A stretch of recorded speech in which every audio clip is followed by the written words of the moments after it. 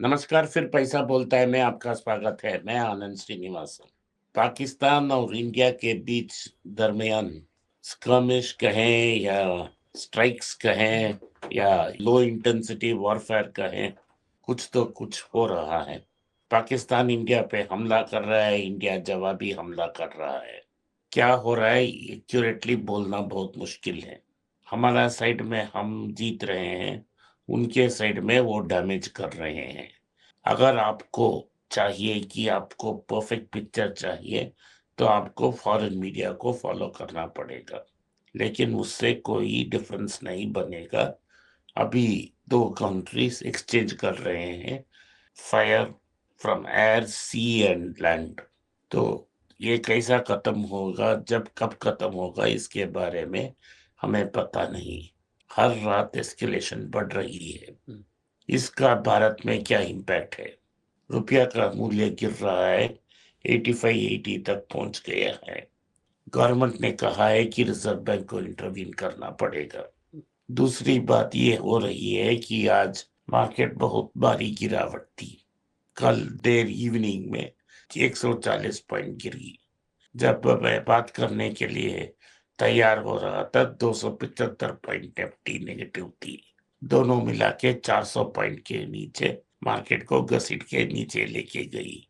24,000 टूट गया, 23,950 के आसपास मार्केट ट्रेड हो रहा था। आपको क्या करना है?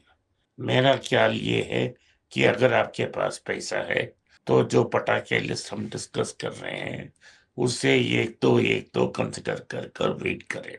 जल्दीबाजी में पैसा मत डालें, क्योंकि सिचुएशन में क्या होगा किसी को भी पता नहीं, और क्या डेवलपमेंट्स होंगे इसके बारे में किसी को भी पता नहीं। इंटरनेशनल मार्केट्स में कल रात सारी अमेरिका की तीसरी तीनों इंडेक्स ऊपर थी। जेरोम पोल रेट कट नहीं करेंगे, ये जरूर पक्का हो गया है। तो ब्रिटेन और अमेरिका ने एक ट्रेड डील साइन कर ली, जहां टैरिफ ऑन ऑटो को भी कम किया गया है। इसीलिए इसके कारण टाटा मोटर्स के लिए अच्छे दिन आ गए हैं। जेएलआर अमेरिका में वापस जा सकती है। सो ये डेवलपमेंट है। और ट्रम्प ने बोल दिया ये बहुत अच्छा ट्रेड है, और सबसे भी ऐसा ही नेगोशिएट करेंगे। इस सैटरडे संडे को अमेरिकन और चाइनीज डेलीगेशन मिल रही है। चाइनीज की एक्सपोर्ट्स अमेरिका को 20% गिरी है। ये गिरी इसीलिए गिरी है क्योंकि टैरिफ की इम्पैक्ट की। क्या अग्रीमेंट जल्दी हो जाएगा हमें पता नहीं, लेकिन दोनों देश के लिए बहुत बड़ा पेन पॉइंट है। टोयोटा ने अनाउंस किया है कि उनकी गाड़ी कंपनी की नेट प्रॉफिट्स 20% तक गिर सकती है। इसका मेन कारण उन्होंने ये कहा है कि uncertainty due to Trump tariff. लेकिन टोयोटा और उनकी सिस्टर कंपनी सुबारू दोनों के पास प्लांट्स है नॉर्थ अमेरिका में, जिससे मैन्युफैक्चर किया जा सकता है। भारत में अनेक ऐसे कंपनियां हैं जिनकी रिजल्ट्स आई हैं, जिन्हें हम गौर से देख रहे हैं। इसमें पहले टाइटन है, जिसने शानदार रिजल्ट्स दे दी और प्रॉफिट्स भी बहुत ऊपर गई है। सारी बिजनेसेस को डबल डिजिट ग्रोथ आई है, और 11 रुपया का डिविडेंड भी उन्होंने डिक्लेयर की है। उनका बड़ा सरप्राइज ये है कि उनकी 18 और 16 कैरेट ब्रांड्स जो कैरेट लेन के जरिए वो बेचते हैं, उन्होंने उम्दा परफॉर्मेंस की है। इस साल कैरेट लेन के 112 नए स्टोर खोलने की प्लान है। उसी समय कल्याण में भी अच्छी परफॉर्मेंस की है, लेकिन उन्होंने कल्याण रामन साहब ने बिड कर दी, उनके पास कैश नहीं है। तो वो एसेट लाइट मॉडल में ग्रो करेंगे। अगले साल 90 स्टोर्स खोलेंगे। एसेट लाइट मॉडल माने वो क्या करेंगे, वो फ्रेंचाइजी रूट लेके ग्रो करेंगे, जहां निवेशक फ्रेंचाइजी को लेगा और कल्याण कंपनी चलाएगा। ये सारी फ्रेंचाइजी एग्रीमेंट्स 9 साल के लिए वैलिड हैं। पहले 4 साल में एक लॉक इन पीरियड है। अगला न्यूज ये है कि एल&टी की रिजल्ट्स आई है, बहुत उम्दा रिजल्ट्स हैं। उनकी नेट प्रॉफिट 25% ऊपर गई है, लेकिन टर्नओवर उतना बड़ा नहीं। इसका मेन कारण वो बोल रहे हैं कि वो इंटरनेशनल मार्केट में ही बहुत सारे कंस्ट्रक्शंस कर रहे हैं।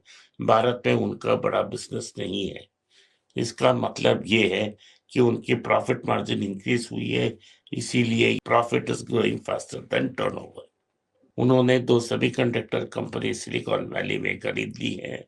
सेमीकंडक्टर्स में बड़े प्ले बनाने की कोशिश कर रहे हैं। तो इसके अंदर एल&टी की सर्विसेज कंपनीज हैं, सॉफ्टवेयर सर्विसेज कंपनीज, और एल&टी फाइनेंस भी होती है।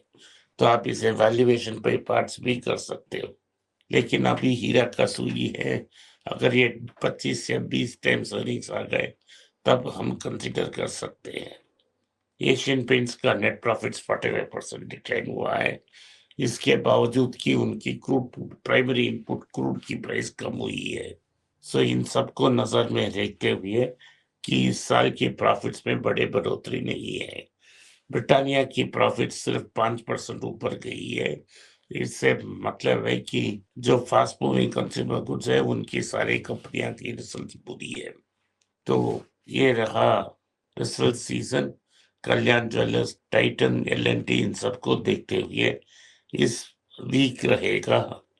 जिस Q2 का रिजल्ट जनरली वीक रहेगा, उसके बाद ही कोई रिकवरी देखा जाएगा। मेरे मतलब से यूएस से ऑर्डर कम हो जाएंगे, प्रेशर बढ़ता रहेगा। मेरे साथ मेरे भांजे हैं शाश्वत स्वामीनाथन, वो 2-3 सवाल पूछना चाहते हैं। मेरा पहला सवाल है इंडसइंड बैंक के बारे में। अब ग्रांट थॉर्नटन की रिपोर्ट आई है इनसाइडर ट्रेडिंग के बारे में, और उन्होंने कहा है कि फोरेंसिक रिव्यू के बाद द सीईओ सुमंत कटपालिया और फिर डेप्यूटी अरुण खुराना ने बैंक का शेयर्स को ट्रेड किया, जानकारी लेकर कि अंदर कुछ गड़बड़ चल रहा है।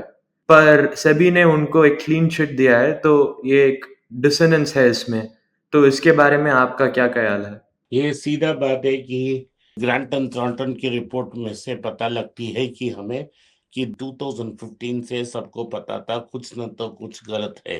तब आरबीआई का जो गाइडेंस आया मास्टर सर्कुलर 2023 में, तब तक सबको पता था कि इमीडिएटली उन्हें लॉस डिक्लेयर करना है। तो उन्होंने बलि का बकरा ढूंढा और बलि का बकरा बनाया लोगों को। लेकिन फाइनली ये क्या सच वापस बाहर आ गया और किसी और को बनाना चाहता था, खुद बलि का बकरा बन गया। तो वो दोनों चले गए, पैसा और डालेंगे। लेकिन इंडियन बैंक की प्रमोटर्स तो डिफेंसिव ही होना पड़ेगा, क्योंकि उनके पास एक अच्छा मैनेजर को दिए उन्होंने, और दूसरे मैनेजमेंट इस डिफिकल्ट टाइम में फाइंड करना बहुत मुश्किल होगा। ठीक है। और उनको पता था कि 2015 से कुछ चल रहा है, तो उस समय ही वो परेशानी का अंत क्यों नहीं किए? सी वो 2017-18 कोविड समय से इसमें प्रॉब्लम है एक, लेकिन एक बड़ा वेरी साउंड बैंक है। ये एग्जिट आने के लिए प्रमोटर को भी अपना स्टॉक बेचना पड़ेगा।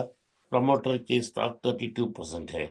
भारत बैंकिंग में स्टेबिलिटी की ओर कोचती है, और इसमें तो कोई डर नहीं कि इंडसइंड बैंक बहुत स्टेबल रही है, उसमें कोई बड़ा स्कैर नहीं आया है। तो इस बैंक को प्रोटेक्ट करना उनका कर्म है, समझते हैं, इसीलिए वो कर रहे हैं। लेकिन प्रॉफिट्स अफेक्ट नहीं होगा, क्योंकि ये तो प्रॉफिटेबली ही है। जैसा कटपालिया ने कहा कि वो उन्होंने वर्कआउट कर ली कि इस क्वार्टर को प्रॉफिट ही डिक्लेयर करना है। ठीक है। और फाइनली जो पिडिलाइट है कंपनी, जो हम पहले भी देख चुके हैं, पर फिर भी वो पी बहुत हाई थी उस समय। तो उनका रिजल्ट्स इस क्वार्टर में प्रॉफिट आफ्टर टैक्स देखें तो वो 31% इंक्रीज हुआ है, और उनका टोटल इनकम भी इंक्रीज हुआ है। तो इस कंपनी के बारे में आप क्या सोचते हैं? सिर्फ पिडिलाइट एक ऐसा कंपनी है जो मैं 80 से फॉलो करता हूँ। ये एडहेसिव्स बनाते हैं, और उन्होंने फेविकॉल, फेविक्विक, एमसील, मिस्टर रॉफ ऐसा अनेक ब्रांड खड़े किए हैं। ये सारे एडहेसिव्स में हैं। एडहेसिव्स में एक ब्रांड बनाना बहुत मुश्किल है, और ये मार्केट बड़ा छोटा है, ताकि दूसरे इसमें एंटर न करें। उन्होंने सीधा मार्केटिंग बहुत टाइट किया है, और प्रोडक्ट डिफरेंशिएशन भी उन्होंने किया है। इस बार उनके लिए एक बड़ा एडवांटेज ये था कि क्रूड का दाम कम हो गया। इसका मतलब है उनकी इनपुट कॉस्ट कम हो गई। क्योंकि इनपुट कॉस्ट भी कम हुआ, और ऐसा हुआ कि industrial B to B, business to business में उनका बड़ा बिजनेस एक ऑर्डर मिला, और नेट टर्नओवर 14-15% बढ़ गई। इन दो कारणों के कारण उनका नेट प्रॉफिट 40% था। वही crude he input for making paints बनाने के लिए, लेकिन एशियन पेंट्स का सेल्स भी नहीं बढ़ा और नेट प्रॉफिट 45% डिप हो गया। इसका मेन कारण ये है क्योंकि पिडिलाइट और बिरला ने इस मार्केट में एंट्री मारकर डिस्काउंटिंग की है। स्पेशली बिरला ने प्रोडक्ट को बहुत डिस्काउंट की है। बिरला वोपस की सेल्स बढ़ रही है। बिरला ने पेंट के लिए 4 फैक्ट्रीज बना दी। तो ये competitive pressure, loss of advantage, loss of मोट एशियन पेंट्स को चुभ रही है। आपको याद होगा कि पिछले 2-3 साल से मैं बोल रहा हूँ कि एशियन पेंट सिटिंग डक है। ये बहुत कंसिस्टेंट कंपाउंडिंग स्टॉक नहीं है, किसी ना किसी इसको नीचे ले आएगा। अभी बिरला ने उसे नीचे ले आएगा। एक ही इनपुट प्रोडक्ट है क्रूड ऑयल, एक को बहुत बड़ा बेनिफिट मिल गया, दूसरे को भी बेनिफिट मिला, लेकिन कंपटीशन के कारण उनका प्राइस नीचे आ गया। इसीलिए बफेट का मोट के बारे में पढ़ना बहुत इंपॉर्टेंट है। ठीक है। आज के लिए इतना ही। आपने इस पॉडकास्ट को सुना, इसके लिए मैं आपका आभारी हूँ। हो सके तो वीडियो को लाइक कीजिए, चैनल को सब्सक्राइब कीजिए और बेल नोटिफिकेशन दबाएं। इस वीडियो को अपने दोस्त और रिश्तेदार के पास भेजें और उनको देखने की आग्रह करें। नमस्कार, धन्यवाद, जय हिंद। जय हिंद।